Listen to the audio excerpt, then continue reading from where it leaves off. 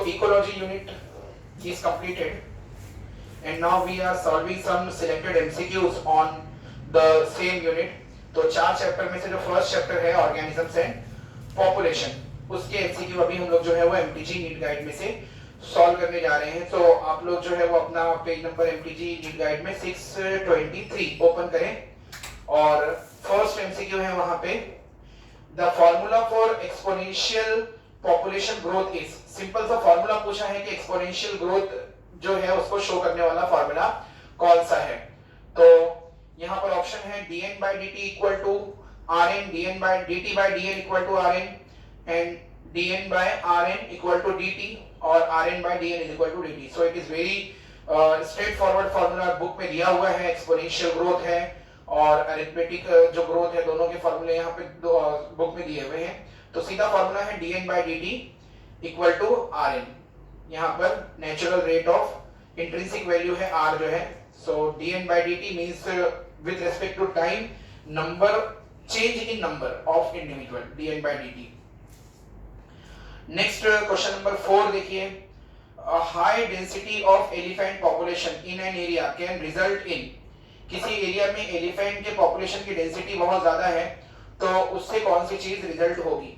Option है intra specific competition, inter specific competition, predation, mutualism. तो elephant की population ज्यादा है तो सारे के सारे जो है वो सेम स्पेसीज में हैं, हर्बीवोर्स हैं, तो इनके बीच में ग्रेजिंग के लिए कंपटीशन स्टार्ट हो जाएगा। मतलब आपस में ही ग्रेजिंग के लिए कंपटीशन स्टार्ट होने का मतलब ये होगा कि सेम स्पेसीज के बीच में कंपटीशन हो रहा है, तो इसको बोला जाएगा इंट्रा स्पेसिफिक कंपटीशन। नेक्स्ट एक डायग्राम दिया हुआ है क्वेश्चन नंबर 7 में, a country with a high rate of population growth took measure to reduce it। एक कंट्री जिसका पॉपुलेशन बहुत ज्यादा है उसने चंद मेजर्स लिए हैं अपने उस पॉपुलेशन को रिड्यूस करने के लिए। तो नीचे कुछ फिगर्स दी हुई हैं और ये फिगर को देख करके हमको रिलेट करना था। Figure below shows as sex pyramid of population A and B 20 years apart। Select the correct interpretation about them. तो डायग्राम जो पिरामिड है उसको आप गौर से देखिए और फिर उसके बाद में उसके इंटरप्रिटेशन हम लोग देखते हैं। सो यहाँ पर जो है पहला इंटरप्रिटेशन ये दिया हुआ है, B is earlier pyramid and shows stabilised growth rate. यानी नीचे वाली जो है वो B है वो अर्लियर है, पुरानी है, और उसके अंदर जो ग्रोथ रेट है वो स्टेबल है। तो स्टेबल नहीं है वहां पर, तो इंक्रीज होती डिक्रीज होती जा रही, नीचे से ऊपर रेक्टेंगल्स जो है वो छोटे होते जा रहे हैं। तो ये वाला ऑप्शन जो है वो इंटरप्रेट नहीं कर पा रहा है रिडक्शन इन पॉपुलेशन को। सेकंड ऑप्शन है B is more recent showing that population is very young. B वाले को जो है ये बोला है कि मोस्ट रिसेंट है और उसमें पॉपुलेशन जो है वो बहुत यंग है। तो ऐसा नहीं है, इसमें वेरी यंग वाला जो है ये है दूसरा पिरामिड, मतलब 10 से लेके 19 ईयर वाला, या कि पहला पिरामिड 0 से लेके 9 ईयर वाला। तो इनका नंबर जो है वो भी देखो धीरे धीरे डिक्रीज होता जा रहा है, तो ये भी इंटरप्रेट नहीं कर रहा है। सी ऑप्शन में बोला गया है A is the earlier pyramid and no change has occurred in the growth rate. A वाले में जो है वो कोई चेंज नहीं दिखा रहा है, जबकि आप देखेंगे ए वाले में जो है वो एकदम शार्प चेंज दिखा रहा है, नीचे से ऊपर की तरफ पॉपुलेशन कम होती जा रही है। तो ऑप्शन सी भी जो है वो रिलेट नहीं करता है, ऑप्शन डी बचता है A is more recent and shows slight reduction in the growth rate। तो A को अगर हम लोग B के कंपैरिजन में देखते हैं तो स्लाइट रिडक्शन जो है वो शार्प एंड स्लाइट रिडक्शन देखने को मिल रहा है ग्रोथ रेट के अंदर। सो डी इंटरप्रिटेशन जो है वो करेक्टली रिलेट करता है अपने डायग्राम को। फिर उसके बाद में क्वेश्चन नंबर 9 अगेन एक ग्राफ दी हुई है जो एनसीईआरटी में बनी हुई है, कन्फॉर्मर रेगुलेटर की एक्सटर्नल और इंटरनल लेवल वाली। The figure given below is a diagrammatic representation of response of organism to abiotic factor। What do 1, 2, 3 represent respectively? 1, 2 और 3 किस चीज को respectively represent कर रहे हैं? So इसके अंदर पहला दिया हुआ है ए कन्फॉर्मर, सेकंड पे रेगुलेटर है और थर्ड पे पार्शियल रेगुलेटर है। तो इसके अंदर जो फर्स्ट कर्व है या फर्स्ट लाइन जो है ये शो कर रही है रेगुलेटर्स को, क्योंकि वो लोग अपने बॉडी का जो इंटरनल एनवायरनमेंट है फिक्स लेवल पर मेंटेन कर रहे हैं। सेकेंड वाली जो है वो कन्फॉर्मर है, देखो स्ट्रेट लाइन है तो चेंज होती जा रही है एक्सटर्नल लेवल के साथ में इंटरनल एनवायरनमेंट भी। और थर्ड वाली जो लाइन है वो पार्शियल रेगुलेटर की लाइन है। सो करेक्ट ऑप्शन जो है वो डी है, D is correct option. Next question number है 15। Logistic population growth is expressed by the equation. Logistic growth जो रेट है उसको कौन से इक्वेशन से रिप्रेजेंट करेंगे? ये भी सेम डायरेक्ट इक्वेशन दी हुई है जो एनसीईआरटी की, आप देखेंगे तो मिल जाएगा आपको। So the correct equation is option B, dn by dt equal to rn k minus n upon k। ये करेक्ट इक्वेशन है जो लॉजिस्टिक ग्रोथ को रिप्रेजेंट करवा रही है। और लॉजिस्टिक ग्रोथ जो है ये एक्सेप्टेड ग्रोथ रेट का मॉडल है। So dn by dt is equal to rn, जहां पर जो है वो n पॉपुलेशन डेंसिटी है, r जो है वो intrinsic rate of natural increase है और k जो है वो नेचर की मैक्सिमम कैरिंग कैपेसिटी है। नेक्स्ट क्वेश्चन जो है नीट का क्वेश्चन है, question number 18। Besides paddy field, cyanobacteria are also found inside the vegetative part of। Paddy fields के अलावा यानी चावल के खेत के अलावा साइनोबैक्टीरिया जो है वो कौन से दूसरे प्लांट के वेजिटेटिव पार्ट में मिलते हैं? तो यहां पर फर्स्ट है इक्विसेटम, सेकंड है साइलोटम, सी है पाइनस और डी है साइकस। सो हमको पता है coralloid root of Cycas, they show symbiotic association with cyanobacteria. So correct option is Cycas. Pinus के साथ में माइकोराइजा रहते हैं, साइकस के साथ में साइनोबैक्टीरिया रहते हैं। क्वेश्चन नंबर 19 नीट का क्वेश्चन है 2013 का। A sedentary sea anemone get attached to the shell lining of a hermit crab। इस एसोसिएशन को क्या बोलते हैं? सी एनिमोन जो है वो हर्मिट क्रैब के एम्प्टी शेल के साथ में अटैच होता है, तो इसको सिम्बायोसिस बोलते हैं।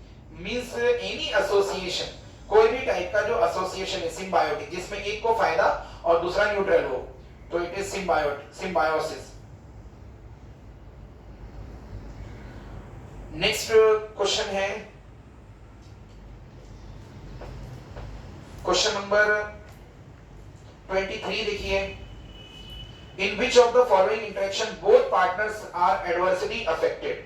जहां दोनों पार्टनर्स जो है वो adversely affect होंगे। Parasitism, mutualism, competition, gradation.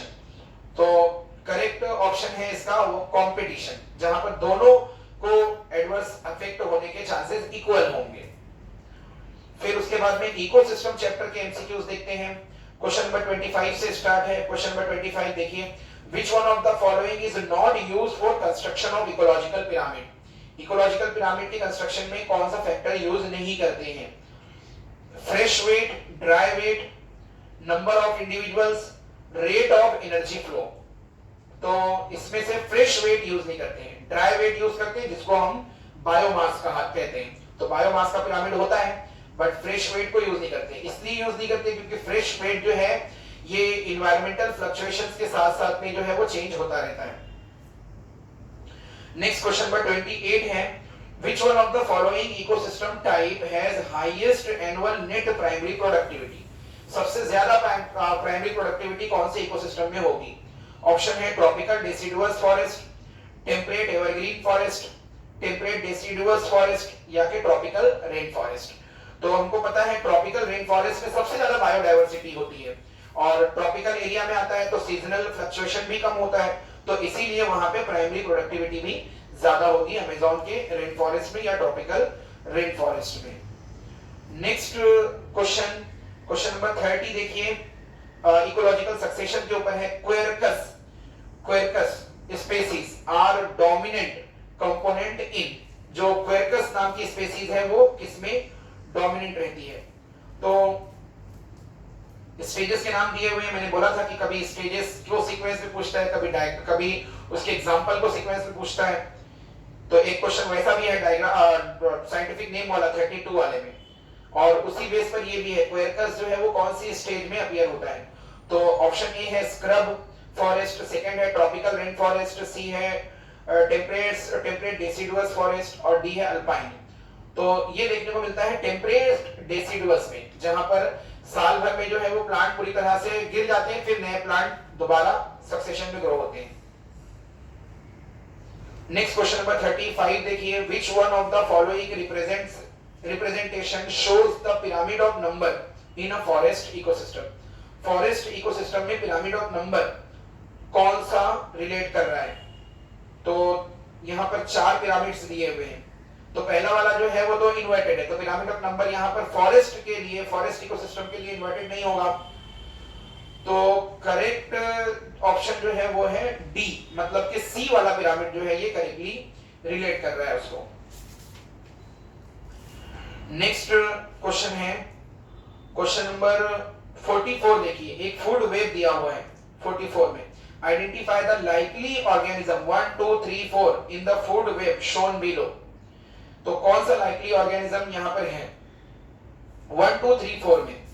तो यहां पर स्टार्ट किया हुआ है वेजिटेशन ऑब्लिक सीड से, और फिर उसका एक एरो मार्क जो है वो 1 की तरफ है, एक एरो मार्क जो है वो 4 की तरफ है, और फिर यहीं से जो है ग्रासहॉपर की तरफ एरो मार्क है, सेकंड की तरफ एरो मार्क है, माइस की तरफ भी जो है वो एरो मार्क है।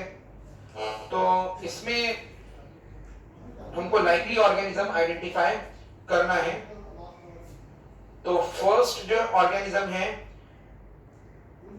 वेजिटेशन या सीड को डायरेक्ट जो है वो फीड कर रहा है, this organism it might be the deer, तो ये डियर हो सकता है। सेकेंड वाला जो है वो भी डायरेक्ट वेजिटेशन को फीड कर रहा है, तो ये रैबिट हो सकता है। और थर्ड वाला ऑर्गेनिज्म देखो ग्रास हॉपर को खा रहा है, मतलब ये कार्निवोरस है, तो ये फ्रॉग हो सकता है। और फोर्थ वाला जो है वो वेजिटेशन भी खा रहा है, सीड को भी खा रहा है, तो इनमें से रेड, डियर, क्रो, पिजन में से ये रेड हो सकता है। सो ऑप्शन ए जो है वो करेक्ट बैठ रहा है हमारा इस क्वेश्चन में। नेक्स्ट क्वेश्चन नंबर 49 देखिए, the upright pyramid of number is absent in, upright यानी सीधा पिरामिड ऑफ नंबर जो है वो किसमें एब्सेंट होता है? ऑप्शन है पॉन्ड, फॉरेस्ट, लेक या के ग्रासलैंड। तो अपराइट पिरामिड ऑफ नंबर जो है ये एब्सेंट होता है फॉरेस्ट में, क्योंकि फॉरेस्ट में जो है वो अपराइट नहीं होगा, इन्वर्टेड होगा।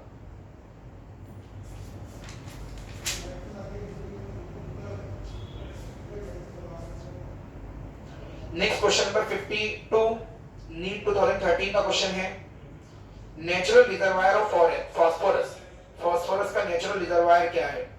रॉक, फॉसिल, सी वाटर या के एनिमल बोन। हमने स्टडी किया है फास्फोरस साइकिल, तो जो रॉक्स होते हैं वो उसके नेचुरल रिजर्वायर्स होते हैं। नेक्स्ट क्वेश्चन देखते हैं, क्वेश्चन नंबर 56, एक फूड वेब दिया है फिल अप करने के लिए।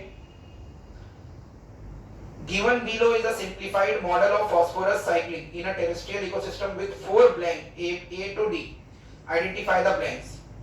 तो यहां पर देखिए कंज्यूमर से फिर ए से फिर सॉइल सॉल्यूशन, फिर बी से अगेन सॉइल सॉल्यूशन है।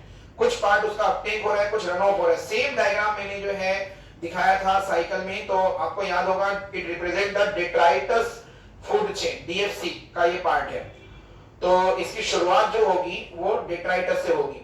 तो कंज्यूमर्स जो है वो सी को खा रहे हैं, तो इसका मतलब ए जो होगा यहाँ पे ये डेट्राइटस होगा, और फिर उसका डिकम्पोजिशन होकर सॉइल सॉल्यूशन बन रहा है। बी जो होगा ये रॉक मिनरल होगा, सी जो होंगे यहाँ पे प्रोड्यूसर होंगे, और डी जो है वो यहाँ पर होगा लिटर फॉल, यानी उसका कुछ पार्ट फिर ए की तरफ जा रहा है, मतलब डेट्राइटस बनाने के लिए। So it is the part of the DFC. Next question जो है देखते हैं, क्वेश्चन नंबर 58 देखिए। अभी question number 58, the mass of living material at a trophic level at a particular time. Sidhi NCERT की लाइन है, डेफिनेशन है, यानी किसी गिवन टाइम पर ट्रॉफिक लेवल पे जितना मास रहता है लिविंग ऑर्गेनिक मैटर का, उसको क्या बोलते हैं? We know it is called as the standing crop, उसको बायोमास या स्टैंडिंग क्रॉप कहते हैं। नेक्स्ट क्वेश्चन जो है बायोडायवर्सिटी और कंजर्वेशन की तरफ से हम लोग देखते हैं। क्वेश्चन नंबर 66 देखिए, which of the following is considered as a hot spot of biodiversity in India? India में बायोडायवर्सिटी हॉट स्पॉट कौन सा है? ऑप्शन है अरावली हिल, सेकेंड ऑप्शन है वेस्टर्न घाट, सी है इंडो गैंगेटिक प्लेन और डी है ईस्टर्न घाट। तो वेस्टर्न घाट्स जो है यहाँ इंडिया में बायोडायवर्सिटी रिच एरिया माने जाते हैं। Next 68 question, which one of the following is not included under in situ conservation? इसमें से इन सीटू कंजर्वेशन में कौन इंक्लूडेड नहीं है? ऑप्शन है national park, sanctuary, botanical garden, biosphere reserve. तो इन सीटू कंजर्वेशन का इसमें से पार्ट जो है कौन सा नहीं है? नेशनल पार्क जो है इन सीटू नहीं है, एक सीटू है, सेंचुरी एक सीटू है, बॉटेनिकल गार्डन बी इसमें आ जाएगा। Which one of the is not included under in situ? बाकी जो है वो इन सीटू है, नेशनल पार्क, सेंचुरी और बायोस्फीयर रिजर्व ये इन सीटू है, और बॉटनिकल गार्डन ह्यूमन के डोमेस्टिकेशन के अंडर में इंसान की निगरानी में रहता है, तो ये एक्स सीटू में आ जाएगा। Next question number 72, one of the endangered species of Indian medicinal plant is that of? Indian medicinal plant की एक इंडेंजर्ड स्पीसीज जो है कौन सी है इसमें से? ऑप्शन है ऑक्सीमम, गार्लिक निपेंथिस और पोडोफाइलम। तो यहां पर जो है ऑक्सीमम मतलब तुलसी जो है वो अभी एक्सटिंक्ट नहीं है, गार्लिक भी नहीं है, निपेंथिस जो है पिचर प्लांट को बोलते हैं, ये तो मेडिसिनल नहीं है और एक्सटिंक्ट भी नहीं है। पोडोफाइलम एक प्लांट है जो एक्सटिंक्ट हो रहा है, मेडिसिनल है, तो उसकी थोड़ा एक्सप्लेनेशन हम लोग यहाँ देख लेते हैं। पोडोफाइलम जो है वो एक्सटिंक्ट हो रहा है, इसके अंदर पोडोफाइलोटॉक्सिन और पोडोफाइलिन ये परगेटिव है। परगेटिव मतलब जिसको जो है यूज किया जाता है फीकल मैटर को रिमूव करने के लिए बॉडी में से, तो एब्डोमिनल डिस्कम्फर्ट में इसको यूज करते हैं और इसको ग्रो करते हैं एज एन ऑर्नामेंटल प्लांट, मतलब खूबसूरती के लिए भी ग्रो करते हैं, क्योंकि इसकी जो फॉलिएज है, लीव्स जो है वो बहुत अट्रैक्टिव होते हैं, फ्लावर्स अट्रैक्टिव होते हैं, और धीरे धीरे जो है ये एक्सटिंक्ट होता जा रहा है। इसका कुछ पार्ट स्किन कैंसर के ट्रीटमेंट में भी यूज होता है, तो ये एक्सटिंक्ट हो गया है podophyllum plant. Next question number 76, tiger is not a resident in which of the following national park? Option है सुंदरबन, सेकंड है गिर, सी है जिम कॉर्बेट और डी है रणथंबोर। तो इसमें से टाइगर जो है वो कहां नहीं पाया जाता? गिर नेशनल पार्क गुजरात में, वहां पर टाइगर प्रोजेक्ट नहीं है, तो वहां पर टाइगर को डोमेस्टिकेट नहीं किया गया है। नेक्स्ट क्वेश्चन है question number 82, which of the following correctly expanded form of the following acronym? कुछ शॉर्ट फॉर्म दिए हैं, उसके सामने उसके लॉन्ग फॉर्म्स दिए हुए हैं, तो करेक्ट कौन सा है? आईपीसीसी एक है, international panel for climate change, UNEP united nation of environmental policy, EPA environmental pollution agency और IUCN international union for conservation of nature and natural resources. तो ये हमने स्टडी किया है, आईयूसीएन जो है ये करेक्ट एक्सपांशन है। Next question number 90, an example of ex situ conservation, इनमें से एक्स सीटू कंजर्वेशन की एग्जांपल कौन सी है? National park, seed bank, wild life sanctuary या कि सेक्टर्ड ग्रुप? तो हमने स्टडी किया है इन सीटू और एक्स सीटू को कंपैरिजन में, तो स्लाइड के अंदर हमने देखा था उसमें, तो हमको आइडेंटिफाई होना चाहिए इसमें an example of ex situ conservation. So ex situ conservation की मतलब जहां पर ह्यूमन के अंडर कंट्रोल में ऑर्गेनिज्म को ग्रो करते हैं। नेशनल पार्क इन सीटू है, सीड बैंक जो है ये एक्स सीटू है, wild life sanctuary in situ है, सेक्टर्ड ग्रुप इन सीटू है, क्योंकि ये नेचुरल एनवायरनमेंट में ग्रो होते हैं, ये सब प्रोटेक्ट करते हैं यहाँ पे। नेक्स्ट क्वेश्चन जो है वो हम लोग देखते हैं एनवायरमेंटल इश्यूज चैप्टर में से 96 question. Montreal protocol was call for appropriate action to protect the ozone layer from human activities was passed in the year पूछा है मॉन्ट्रियल प्रोटोकॉल का, तो ये पास हुआ था 1987 में। नेक्स्ट क्वेश्चन है 102, which of the following is not a bio indicator of water pollution? इनमें से पॉल्यूशन पर्टिकुलरली वाटर पॉल्यूशन का बायो इंडिकेटर कौन सा नहीं है? सी ब्लड वर्म्स ये है aquatic, stone flies, sewage fungus, sludge worms bio indicator नहीं है। इसमें से स्टोन फ्लाइज जो है ये बायो इंडिकेटर नहीं है। थोड़ा एक्सप्लेनेशन जो है इसका हम लोग देख लेते हैं। 102 में बी ऑप्शन जो है ये करेक्ट ऑप्शन मैच हो रहा है।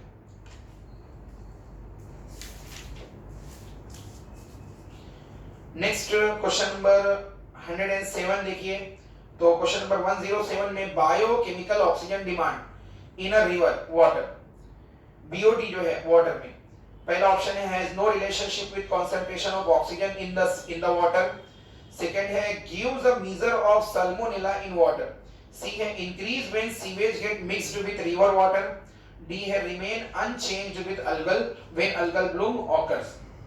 सो करेक्ट ऑप्शन जो है रिवर वाटर में बीओडी इंक्रीज होता है जब वहां पर सीवेज जो है वो डंप होता है। तो सीवेज यानी गंदा पानी जब वहां पर डंप करते हैं जिस एरिया में, तो वहां पर इंक्रीज होता है। तो इसका एक ग्राफिकल रिप्रेजेंटेशन जो है वो बुक में दिया हुआ है। एनसीईआरटी की बुक में एक ग्राफ इसके लिए जो है बनी हुई है और वो है पेज नंबर 274 के ऊपर। तो जहां पर सीवेज जो है वो डंप होता है वहां पे बीओडी ज्यादा रहता है। जैसे जैसे वो आगे बढ़ता है पानी तो माइक्रो ऑर्गेनिज्म उस सीवेज को खत्म करते हैं तो बीओडी कम होता जाता है, यानी पानी साफ होता जाता है। Next question 118 good ozone is found in, मतलब वो ओजोन जो हमारे लिए फायदेमंद है वो कहां मिलती है। ऑप्शन है मेसोस्फीयर, ट्रोपोस्फीयर, स्ट्रेटोस्फीयर, आयोनोस्फीयर। तो गुड ओजोन हमको मिलती है स्ट्रेटोस्फीयर में, यानी जमीन के ऊपर नियर अबाउट 20 से 25 किलोमीटर ऊपर।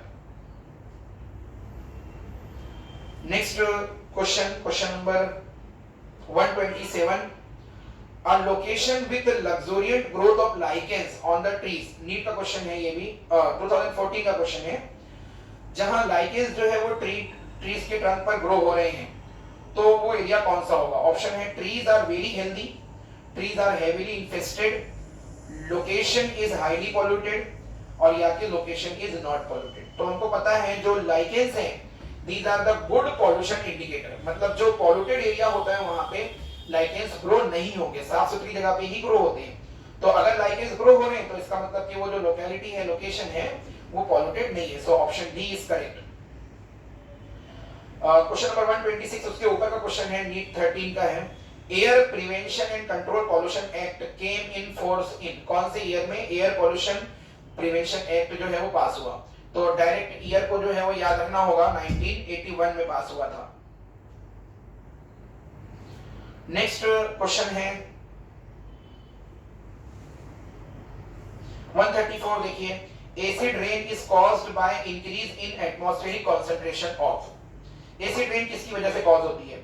ऑप्शन है CO2 and CO, B option है O3 एंड डस्ट, फिर सी ऑप्शन है SO2 यानी सल्फर डाइऑक्साइड और O2, डी ऑप्शन है SO3 एंड CO। तो कार्बन मोनोऑक्साइड तो नहीं होता और O3 और डस्ट भी नहीं होता, इसके अंदर होता है सल्फर डाइऑक्साइड और नाइट्रोजन ऑक्साइड। ये वाटर के साथ में मिक्स करते हैं, सल्फ्यूरिक एसिड और नाइट्रिक एसिड बनाते हैं रेस्पेक्टिवली, और फिर वो वाटर के साथ में जमीन पर आता है, उसी को एसिड रेन बोला जाता है। 136 क्वेश्चन है the UN conference of parties on climate change in the year 2012 held at, तो 2012 का जो कन्वेंशन था क्लाइमेट चेंज के ऊपर, ये कहां पर हुआ था। ऑप्शन है लीमा, वर्साओ, डरबन और या कि दोहा।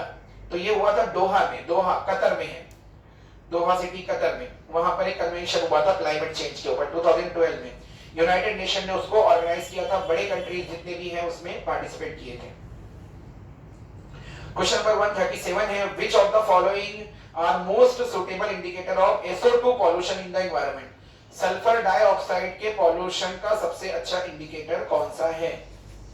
ऑप्शन है अल्गी, फंजाई, लाइकेंस या कि कोनिफर। तो अभी मैंने एक क्वेश्चन में बताया कि लाइकेंस जो होते हैं they are good pollution indicator, मतलब जो पॉल्यूटेड एरियाज होते हैं वहां पे लाइकेंस ग्रो नहीं होते, जो साफ सुथरे एरिया होते हैं वहीं पर लाइकेंस ग्रो होते हैं। तो लाइकेंस ग्रो हो रहे हैं तो इसका मतलब पॉल्यूशन कम है उस एरिया में।